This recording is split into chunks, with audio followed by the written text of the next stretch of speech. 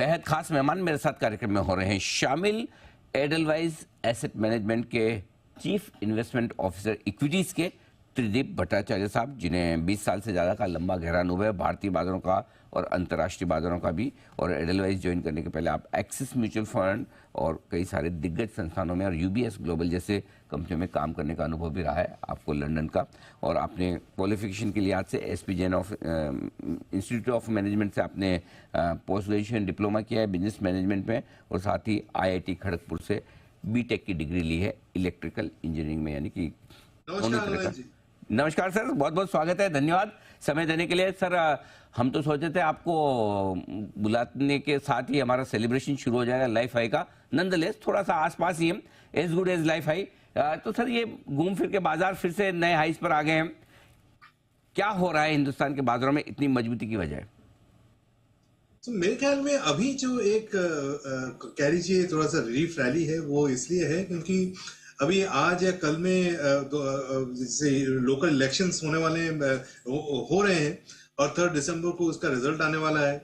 उसका जो मतलब प्रिलिमिनरी नतीजे हैं वो शायद ये बता रहे हैं कि इस बार बीजेपी की पोजीशन रीजनेबल है, ठीक ठाक है। ऑफकोर्स लास्ट मिनट सरप्राइजेस हो सकते हैं, लेकिन मेरे ख्याल में थोड़ा बहुत जो रिलीफ पॉइंट ऑफ व्यू से है वो इस कारण से अभी आपको दिख रहा है। ये पहली बात।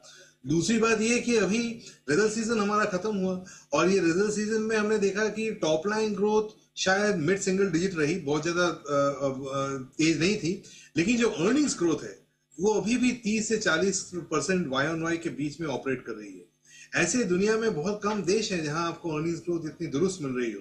तो ये दो को ध्यान में रखते हुए मेरे ख्याल से मार्केट्स अभी स्ट्रांग है। और एज वी हेड टुवर्ड्स दिसंबर थोड़ी लिक्विडिटी कम हो जाती है तो उस समय भी स्ट्रांग रहता है। सो शॉर्ट टर्म मार्केट को इस तरीके से मैं पढ़ता हूँ। बिल्कुल ठीक बात है, तो अच्छी मजबूती और चुनाव के नतीजे अच्छे आने की उम्मीद है। लेकिन सर आप तो ग्लोबल मार्केट्स में भी बड़ी गहरी पकड़ रखते हैं, डॉलर इंडेक्स और बाकी सारे ट्रिगर्स क्या कह रहे हैं आपको, और अमेरिका में भी जो इतनी मजबूती अच्छी बनी है, क्या वो टिकाऊ है सर? मेरे हिसाब से तो जो 2024 का थीम है वो ये है फ्रॉम इकोनॉमिक्स टू पॉलिटिक्स।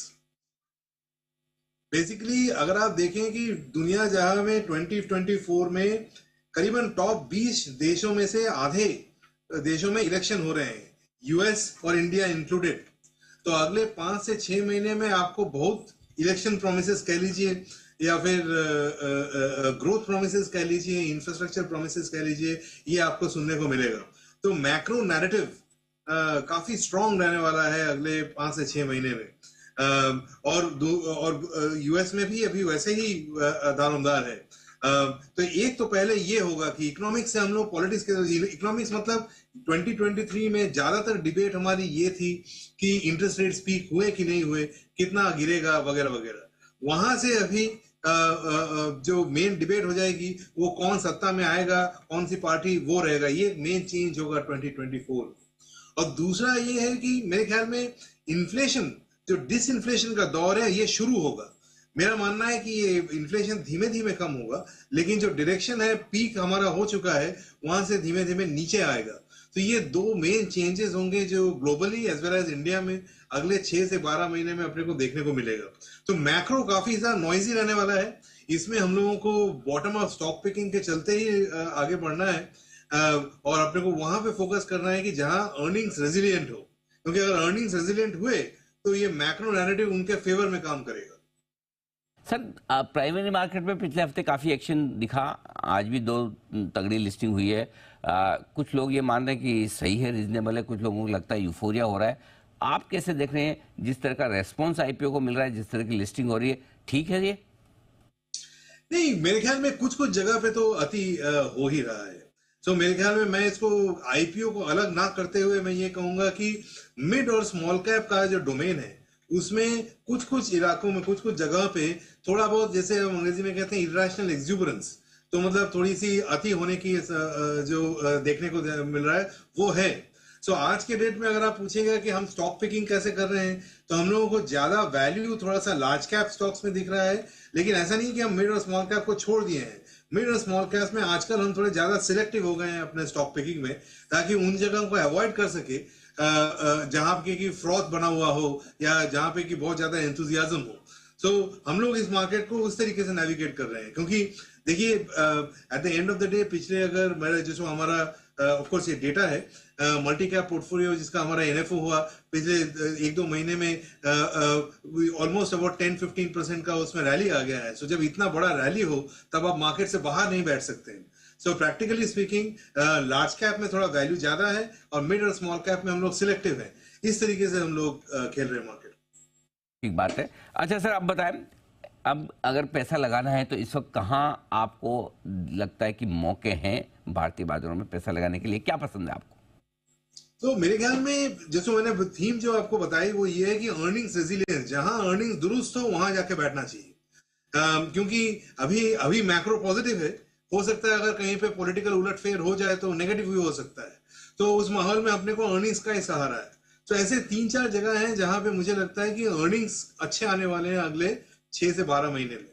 उसमें सबसे पहला जो है वो कैपेक्स थीम है। मेरे ख्याल में अगर आप कैपेक्स का दारोमदार देखें तो ये 4 या 5 साल तक रहने वाला है, उसमें से हम कभी दूसरे या तीसरे साल पे हैं। सो कुल मिला के अगले 6 से 12 महीने में ऑर्डर बुक और ग्रोथ ये दोनों अच्छे रहने वाले हैं। दूसरा जगह मैं जो कहूंगा वो है रियल एस्टेट। अगर मान लीजिए अगले 6 से 12 महीने में इंटरेस्ट रेट थोड़ी सी कम होने की बात आई तो रियल एस्टेट बाजार में अच्छी खासी तेजी देखने को मिल सकती है। तो उसके जो एंसिलरी सेक्टर्स हैं, जो जैसे बिल्डिंग मटेरियल्स हुए, टाइल्स, सैनिटरी वेयर, इस तरीके के जो कंपनीज हैं उनमें काफी डिस्प्रोपोर्शनेट बेनिफिट अर्निंग्स को मिल सकता है। इसलिए ये दूसरा पॉकेट ऑफ अर्निंग्स रेजिलियंस होगा।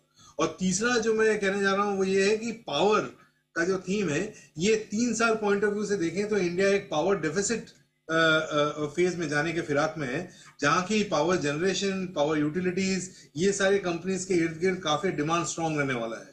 तो ये 3 जगहों पे मेरे ख्याल से अर्निंग्स काफी दुरुस्त है और इन जगह पे अभी भी अगर आप ढूंढें तो वैल्यूएशन अभी भी आपको कुछ कुछ बेहतर मिलते हैं। और finally NBFC, non banking financial companies में जैसे रेट गिरते हैं, इनको भी जरा फायदा होगा फ्रॉम मार्जिन स्टैंड पॉइंट में। तो वहां पे ये 4 इलाके मैं बोलना चाहूंगा जहां पे कि अर्निंग्स दुरुस्त रहने वाले हैं और हमें देखना चाहिए। बिल्कुल, तो आपके लिए अभी भी अच्छे इन्वेस्टमेंट के मौके हैं, सेलेक्टिव हो थोड़ा से, ये कहना है त्रिदीप सर का।